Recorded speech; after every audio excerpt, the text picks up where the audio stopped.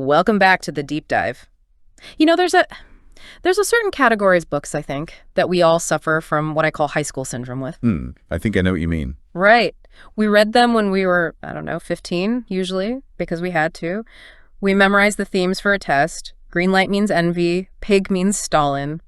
We wrote the essay, checked the box, and then just moved on. It becomes a chore, not a discovery. You think you know the story because you know the basic plot points. Exactly. And I think Animal Farm might just be the ultimate victim of that whole mindset. I was looking through the massive stack of research you pulled for this deep dive, and I realized that in my head for the last 20 years, this book was just a fairy story about talking animals and, how communism failed. Simple. Right.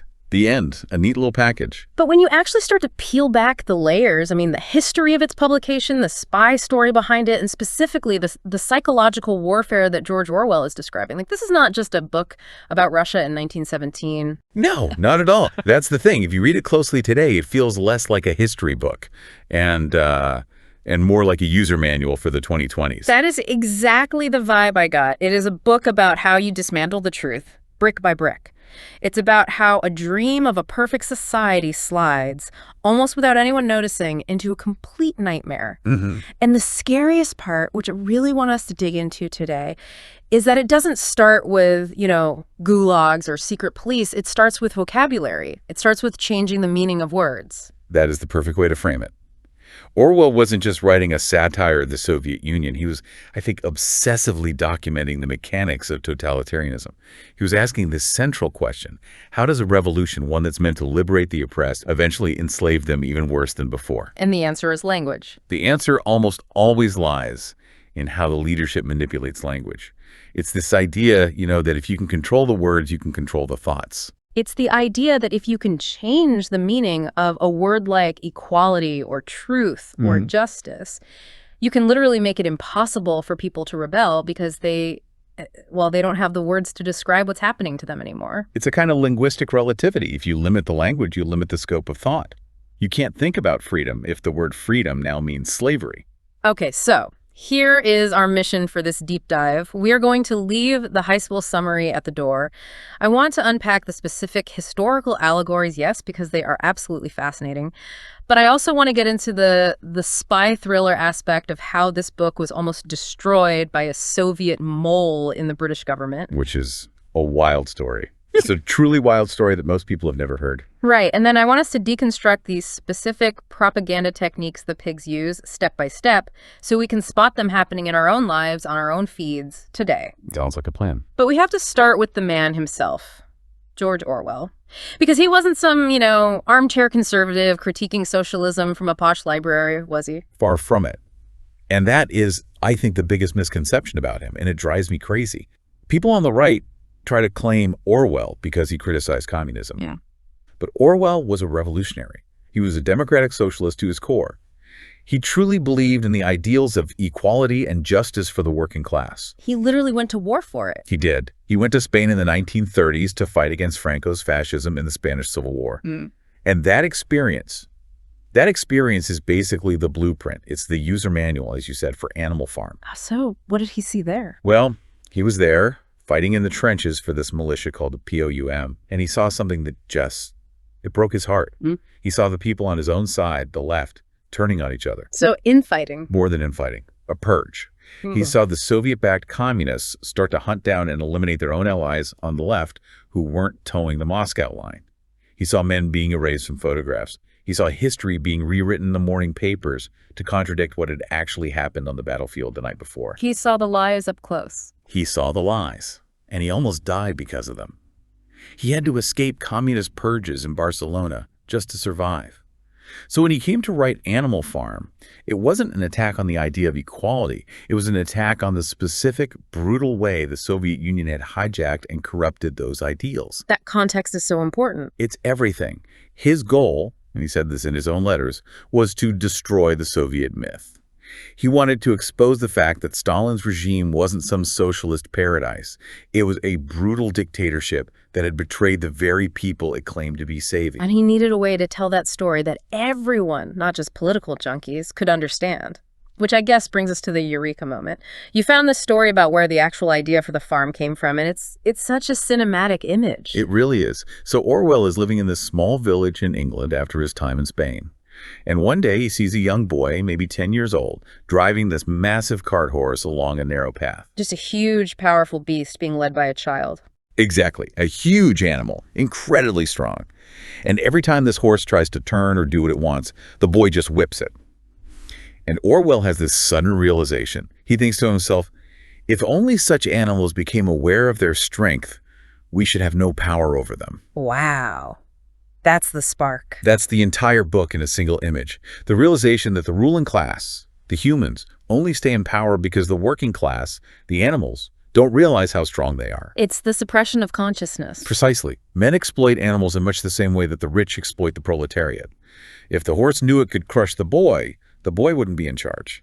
That simple, powerful dynamic is the heart of the book.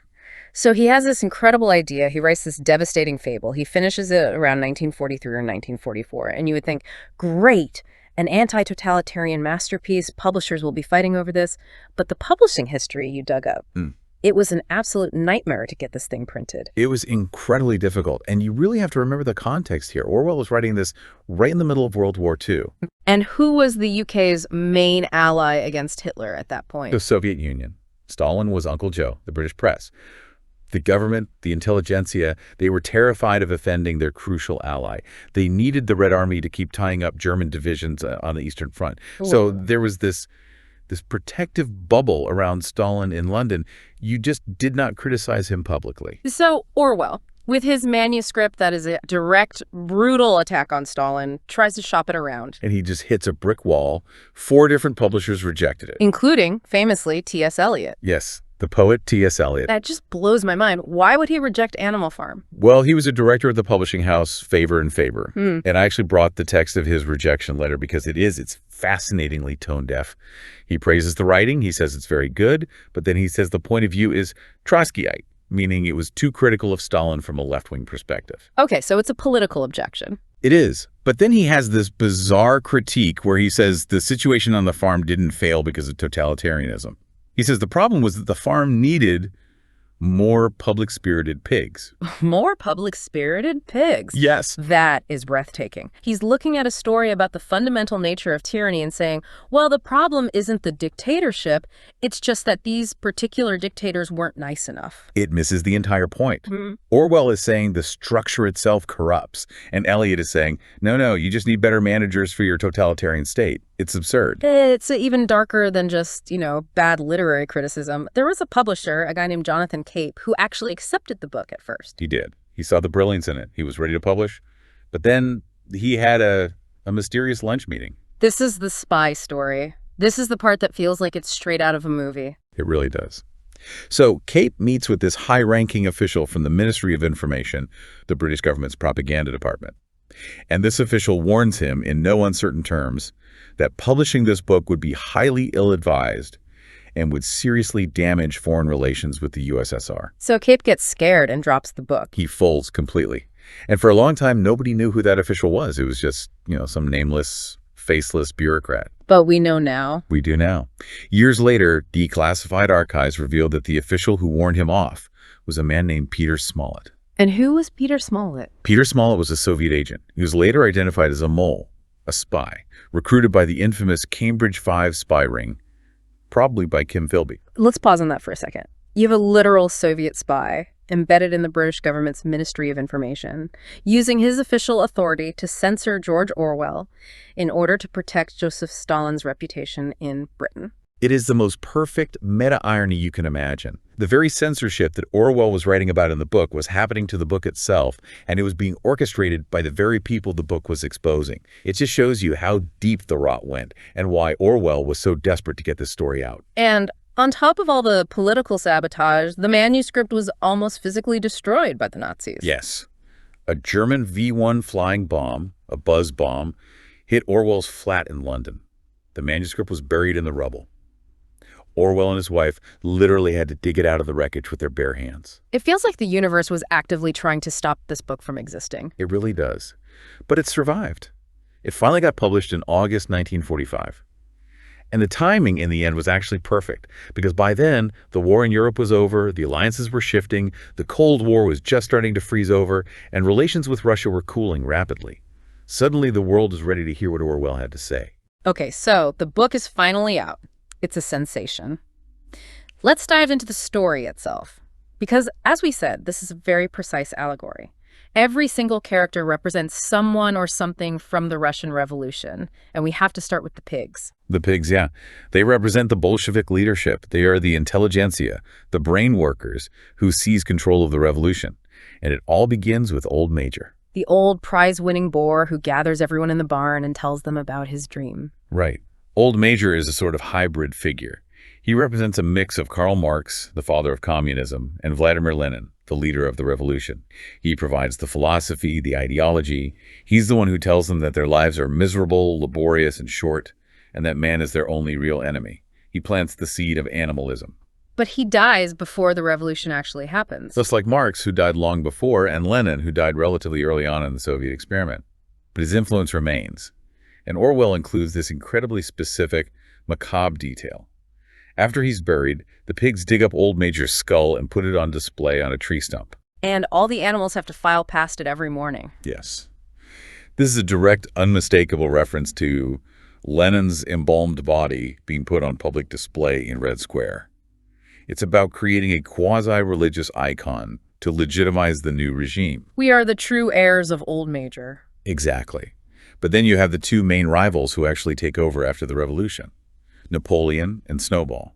And this dynamic is the history of the early Soviet Union in a nutshell. Napoleon is Joseph Stalin. He is. He's described as a fierce-looking Berkshire boar. And the book notes that he's not much of a talker, but has a reputation for getting his own way. That is crucial. He isn't the smartest pig. He's not the best speaker. He's not the most charismatic, but he is the most ruthless. He represents raw power and backroom political maneuvering. And then you have Snowball, who is his complete opposite. He represents Leon Trotsky. Right. Snowball is brilliant. He's eloquent. He's full of ideas for improving the farm. He organizes all these committees, the Clean Tails League and the Wild Comrades Re-Education Committee. He designs the plans for the windmill.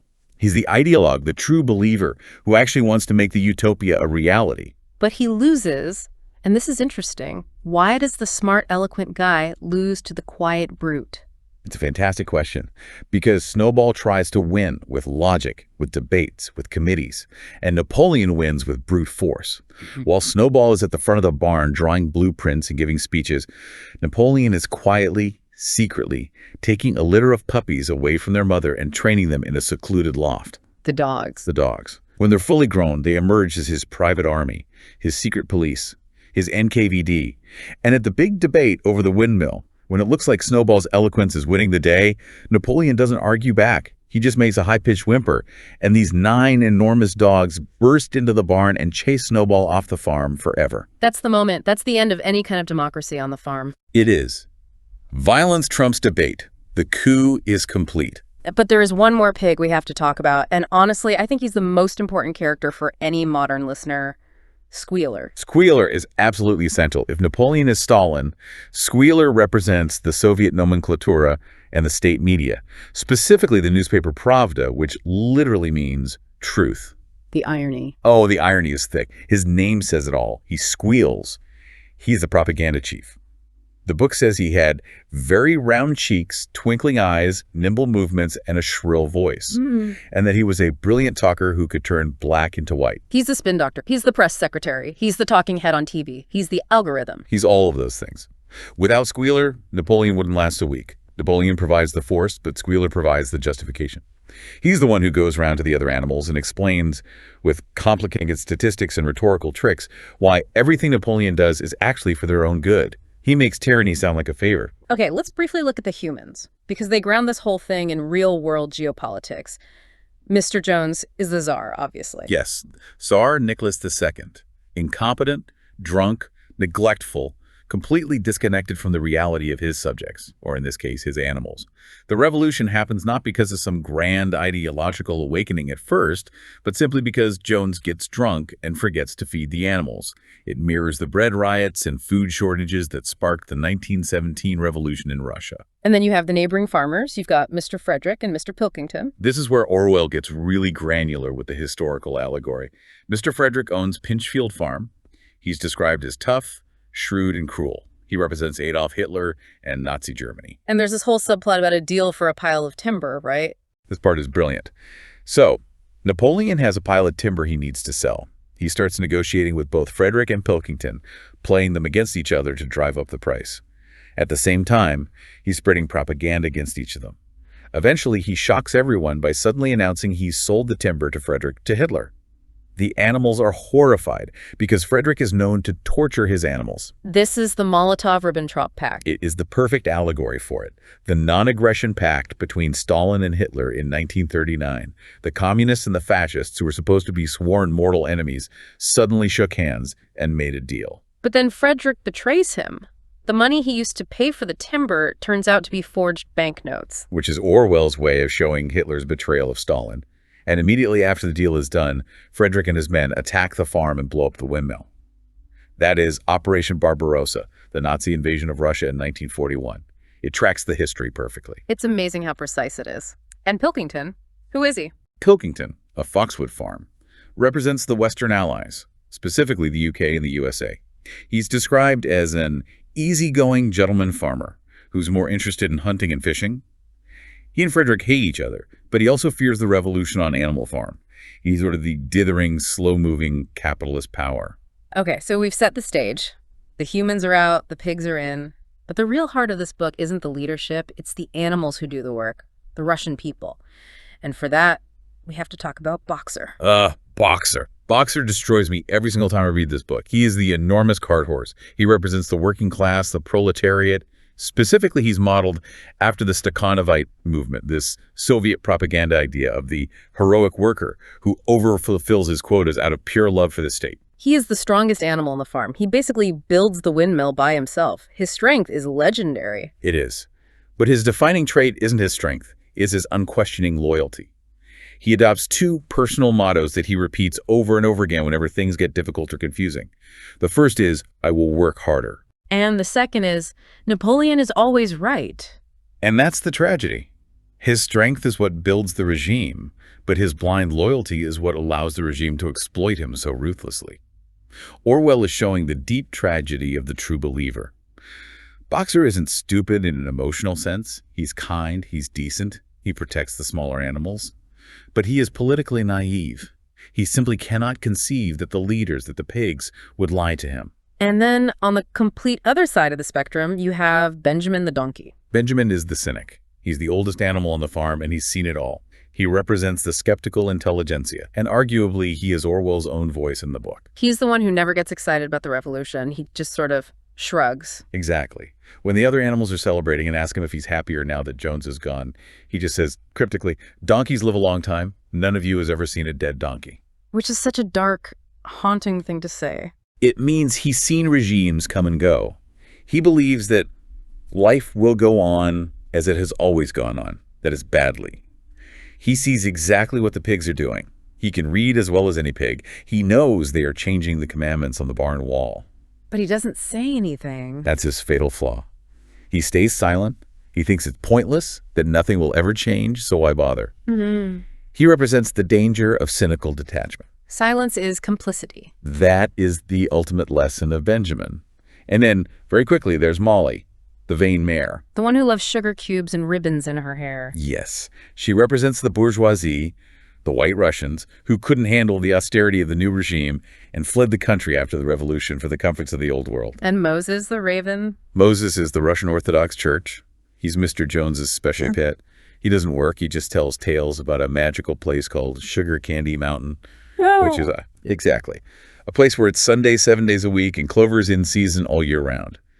The pigs initially denounce him as a liar, but later, when life on the farm gets really hard, they tolerate him. They realized that the promise of a paradise after death is a great way to keep the animals pacified and docile in the here and now. The opiate of the masses. The classic opiate of the masses, yes. And finally, we can't forget the sheep. The sheep are just terrifying in their own way. They are the weaponized mob, the mindless masses. They can't really learn the 7 commandments, so the pigs teach them a single, simple slogan they can bleat. 4 legs good, 2 legs bad. And how do the pigs use them? Whenever there's a moment of doubt in a meeting, whenever Snowball makes a good point in a debate, or whenever another animal asks a difficult question, at a signal from the pigs, the sheep just start bleating. 4 legs good, 2 legs bad, 4 legs good, 2 legs bad, over and over and over again, completely drowning out all discussion and dissent. It's the shout-down tactic. It's Yeah. the original Twitter mob. It destroys all nuance. That's exactly what it is. It's pure, unthinking noise that masquerades as political conviction. Okay, so let's watch how this dream of a utopia falls apart. Because it starts well, right? They have a great harvest, they're happy, they feel free, but the corruption starts almost immediately. And it starts with something so small, so seemingly trivial: milk and apples. This is, for me, the critical turning point in the entire book. It happens long before the violence, long before the purges. The cows give milk, and the windfalls, the apples, are lying in the grass. The animals assume, logically, that in their new socialist utopia, this food will be shared out equally among everyone. But the pigs take it all for themselves. They take it all, and this becomes Squealer's first big test as propaganda minister. He has to justify to the other animals why the leaders deserve special treatment. And the speech he gives here is a perfect masterclass in manipulation. I want to break this down because he uses a couple of very specific, very effective logical fallacies here. He does. First, he appeals to a higher purpose. He gathers them and says, "You do not imagine, I hope, that we pigs are doing this in a spirit of selfishness and privilege." He claims the pigs are brain workers. He says that science, comrades, has proven that milk and apples contain substances absolutely necessary to the well-being of a pig. So he frames their greed as a noble sacrifice. We are only eating these delicious apples for your benefit. Exactly. It's for the good of the farm that we take the best food. But then comes the hammer, the final unbeatable argument. He uses the false dichotomy. He lowers his voice, looks around nervously, and asks, "Do you know what would happen if we pigs failed in our duty?" Jones would come back. And that's the checkmate. It's a hostage situation. It silences all debate. He presents the animals with a choice between 2 extremes. Either we pigs get the apples, or the drunken, abusive farmer returns. He completely deletes the middle ground, the possibility where the pigs run the farm, and share the apples equally. And because the animals are so traumatized by their memory of Jones, they cave. They agree. And once they agree to that, the precedent is set. The principle of equality is broken.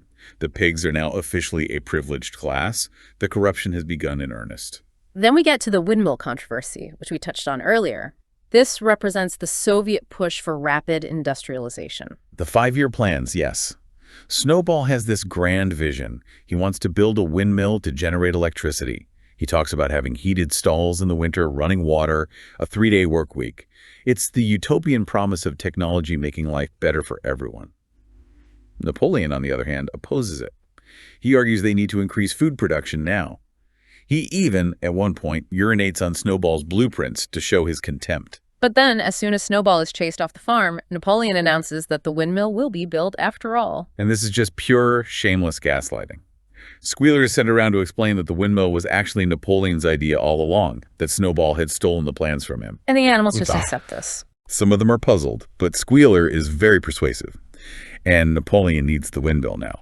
He needs a massive, difficult project to keep the animals working, to keep them exhausted and occupied so they don't have time to think or wonder why their lives aren't getting any better. And that leads us to the darkest chapter in the book, the purges. This, for me, is where the story shifts from being a political satire to being straight-up horror. It is a direct and chilling allegory for Stalin's Great Purge and the Moscow show trials of the 1930s. Napoleon calls a meeting, he lets out a whimper, and his dog suddenly sees 4 young pigs, the same pigs who had complained when Napoleon abolished the Sunday meetings. And they drag them to the front. They drag them, squealing with pain and terror, to Napoleon's feet. And under interrogation, they confess. They confess to crimes they couldn't possibly have committed. Impossible crimes. They say they were secretly in touch with Snowball after he was expelled. that they helped him destroy the windmill, that they were planning to help Mr. Frederick retake the farm, and immediately after they confess, the dogs tear their throats out. And it doesn't stop with the pigs. No. Then 3 hens come forward and confess they were inspired by Snowball in a dream to disobey Napoleon's orders. A goose confesses to hoarding corn. A sheep confesses to urinating in the drinking pool. They all confess to these absurd acts of sabotage, and they are all slaughtered on the spot.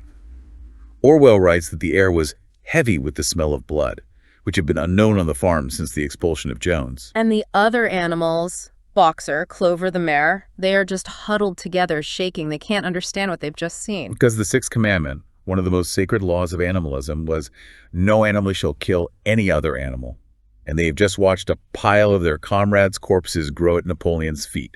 The social contract has been completely shattered. So let's look at the mechanics of how they get away with this. Yeah. We've mentioned fear, the constant physical threat of the dogs. We've mentioned scapegoating, blaming every single failure on the exiled Snowball. But I want to go deeper into the language manipulation, because this is Orwell's great obsession. It is. Orwell believed that politics is a mass of lies, evasions, folly, hatred, and schizophrenia, and that bad, imprecise language makes it all possible. Squealer is the living avatar of this belief. We talked about his use of the word readjustment. Right. As the years go on, food becomes more and more scarce. But Squealer never admits it. He never uses the word reduction. He comes out with a long sheet of paper and reads out columns of figures proving that production of every class of foodstuff has gone up by 200, 300, or 500%. But he explains that for the time being, it has been found necessary to make a readjustment of rations. It sounds so scientific, so bureaucratic. It completely dissociates the reality of hunger from the description of it. If you tell the animals, we are cutting your food, you might have a riot. If you tell them you are making a readjustment, it sounds like a temporary technical correction to a spreadsheet. It's a classic euphemism. And then there is the outright revision of the laws themselves. The 7 commandments painted on the barn wall. This is such a tangible, terrifying example of gaslighting. It's terrifying because it exploits the animals' bad memory and their inability to read well. The animals feel like something is wrong. They have a vague memory that the rule was, no animal shall sleep in a bed. But then the pigs move into the farmhouse and start sleeping in the beds. So Clover asks Muriel the goat, who can read a little, to check the wall. And Muriel goes and reads the 4th commandment. And suddenly it says, no animal shall sleep in a bed with sheets. With sheets? And Squealer's right there to explain it with his nimble little trot. Oh, comrades, surely you don't think there was a rule against beds. A bed is merely a place to sleep. A pile of straw in a stall is a bed. The rule was against sheets, which are a human invention. We pigs have removed the sheets from the farmhouse beds, of course. It sounds so plausible, so logical if you don't trust your own memory. And they do it again and again. The animals remember a commandment about alcohol. They find the pigs have discovered a case of whiskey and are getting drunk. They check the wall. No animal shall drink alcohol has become no animal shall drink alcohol to excess. And the most sinister one, after the purges. After the purges, Clover is deeply troubled. She remembers the 6th commandment. She gets Muriel to read it again. It now says, no animal shall kill any other animal without cause. Without cause. And somehow, Squealer makes them feel that killing traitors who are in league with Snowball constitutes a very good cause. Orwell is illustrating a crucial point. A constitution, or a written law, is absolutely useless if the populace cannot read or remember the original text, and if the authority has the power to edit it in the middle of the night. This brings us to a huge theme, the role of ignorance. Because the pigs' entire regime relied on the fact that the other animals are, for the most part, uneducated. Illiteracy is a weapon of oppression in this book, a deliberate policy. The pigs learn to read and write perfectly, but they actively discourage the other animals. At one point, they find a spelling book that belonged to Mr. Jones's children and destroy it. They don't want an educated populace. Because an educated populace asks questions. And because the animals can't read the commandments for themselves, they have no choice but to rely on Squealer's interpretation of them. They have to outsource their reality testing to the very authority that is deceiving them. If Squealer says it's on the wall, it must be true. This sets up what is, for me, the ultimate tragedy of the entire book. The betrayal of Boxer. We've established he is the most loyal, the hardest worker. He gives everything he has to the state. And what happens when his body finally breaks down? This scene is just heartbreaking. Boxer is dragging a load of stone to the windmill, and his lung collapses. He falls. He can't get up. Napoleon sends word that he's making arrangements to send Boxer to a hospital in the town of Willingdon to be treated by a veterinary surgeon. Which sounds, surprisingly benevolent of him. It does. The animals were relieved. They think Napoleon really cares. But a few days later, a van comes to take Boxer away. Most of the animals are out working, but Benjamin, the cynical donkey, comes galloping towards them, braying at the top of his lungs. He's more agitated than anyone has ever seen him. Benjamin finally speaks up. He finally decides to act. And he screams at them, "Fools! Fools! Do you not see what is written on the side of that van?" And he reads the side of the van aloud. It says, "Alfred Simmons, horse slaughterer and glue boiler, Willingdon, dealer in hides and bone meal." They sold him to the knacker's yard for glue. They sold their most loyal, dedicated worker to be boiled down for glue and dog food. The animals panic and scream at Boxer to kick his way out. And for a moment, you hear this faint but furious drumming from inside the van. Boxer using his strength one last time. But he's too old, too weak. The thumping stops, and the van drives away. It is just absolute horror. And the final kick in the teeth. A few days later, a grocer's van from Willingdon delivers a large wooden crate to the farmhouse. And that night, the animals hear the sound of raucous singing, a violent quarrel, and then the crash of glass. The party goes on until noon the next day. They used the money from selling Boxer's body to buy a case of whiskey. They sold the body of the worker to buy luxury alcohol for the leaders. It is the ultimate, most cynical statement on how the regime views its people as raw material to be used up, discarded, and consumed. And even then, even after they've been caught red-handed, Squealer comes out and spins it. He does. He comes out dabbing his eyes, looking very sad. He says he was there at Boxer's bedside when he died peacefully in the hospital. He says Boxer's last words whispered into his ear were, "Long live Animal Farm. Long live Comrade Napoleon." And the van. What's his excuse for the van? He says, it was a terrible, silly misunderstanding. The vet had recently bought the van from the knacker and hadn't had time to paint over the old sign yet. That is such a desperate, flimsy lie. It is. It's ridiculous. But the animals, Squealer's manner is so convincing, and they are so relieved to hear this version of the story. They believe him, or rather, they choose to believe him, because the truth that their leader, Napoleon, sold their hero, Boxer, for booze is simply too horrible to contemplate. So they accept the comforting lie to keep their world from shattering completely. Let's move to the ending. Part 6. Years pass. The farm is richer, but the animals themselves are still miserable, still working hard and living on small rations. The windmill is finally built, but it's not used to give them electricity. It's used for milling corn to make money for the pigs. And the pigs themselves, they're changing physically. This is the final transformation. The ultimate betrayal of the revolution's ideals. Yeah. One day, Squealer takes all the sheep out to a secluded piece of land at the far end of the farm, and for a whole week, he keeps them there. A week later, just as the animals are finishing work, they hear a terrified neighing from the yard. It's Clover! They all rush back to see what's wrong, and they see the pigs emerge from the farmhouse, and they were walking on their hind legs. Which was the original ultimate taboo. 4 legs good, 2 legs bad. It was the foundational definition of animalism. Mm-hmm. An animal walks on 4 legs, an enemy walks on 2.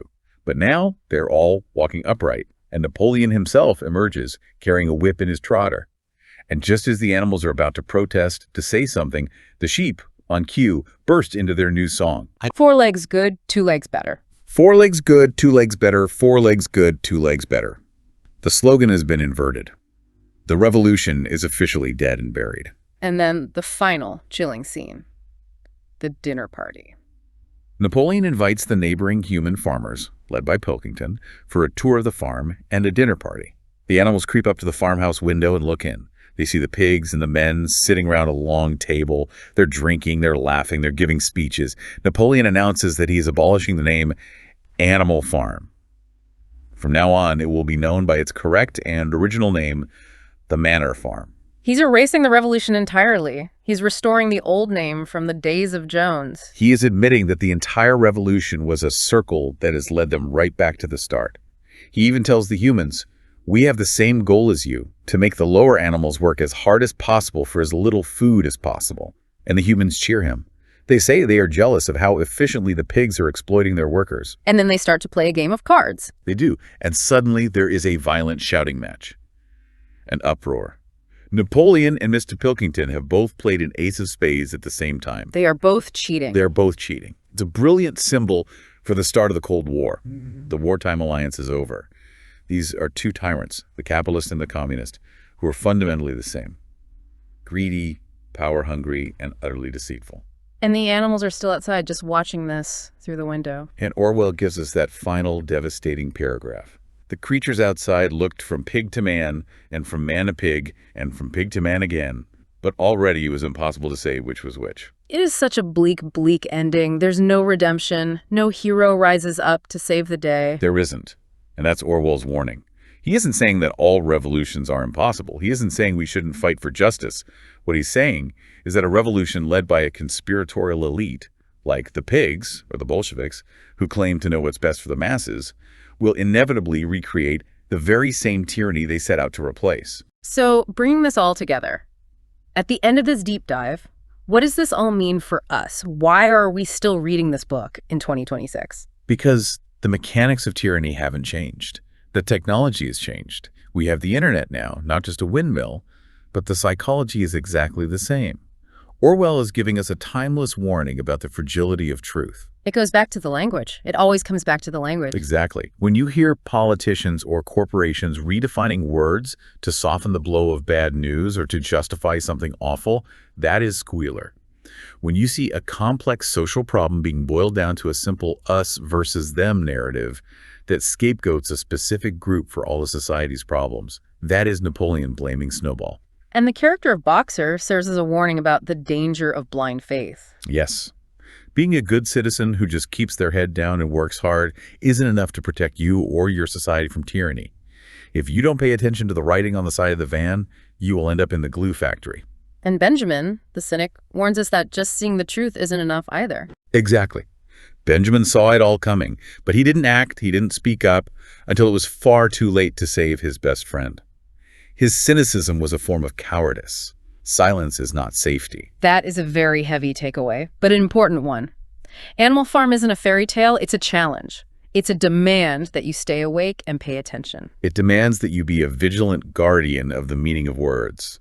Because once you allow truth and equality to be redefined, you lose the tools you need to fight back. You lose the reality itself. Well, on that cheerful note, seriously though, this has been an incredible deep dive. I don't think I will ever look at a pig or a political speech the same way again. Nor should you. Thank you so much for walking us through this. And to our listeners, here is a final thought to chew on as you go about your week. Orwell focused heavily on how the pigs manipulated language, how they changed the commandments one word at a time. Look around you this week. Where do you see squealer-like tactics in your own newsfeed or from your leaders? Who is trying to redefine words, rewrite history, or create a convenient scapegoat? And when you see it, are you being a Boxer, a Benjamin, or hopefully something better? A great question to end on. Thanks for listening to The Deep Dive. We'll see you next time.